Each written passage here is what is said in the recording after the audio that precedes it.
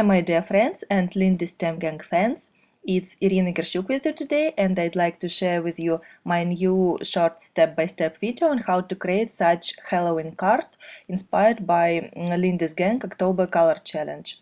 Sorry for my English, it's not my native language, so sometimes it can be a little bit tricky, but I'll try to make everything clear. Okay, let's start. For the background, I've took the 7 Dot Studio paper from the Dreamer collection. It's one of my favorite papers for mixed media projects. The piece was approximately 10 by 15 centimeters, and I've stamped it randomly with a background stamp using embossed dabber from Ranger. And then I applied the Lindy STEM Gang embossing powder, Midnight Pewter. Next step is to emboss the chipboard.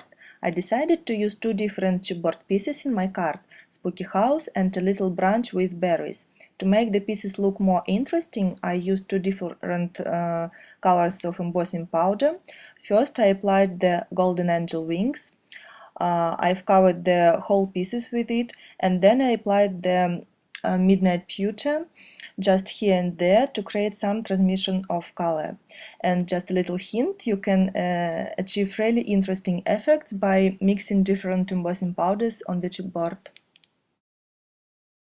Okay, now the chips are ready and we can go back to our background. First, I took the Bodacious blush spray and spritz a little bit the paper where I supposed would be the center of the composition. Then I applied the transparent texture paste with a palette knife. The idea of adding the paste is not only to add some texture to the background, but also to prevent the colors from mixing.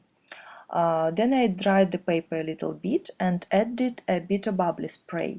After the background was dried completely, thanks to the last layer of spray, we can see the texture more clearly.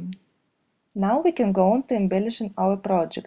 I've glued the background to a cardstock and started to create the composition. As a base for the flourish composition, I've took the Spooky House chipboard and some cheesecloth.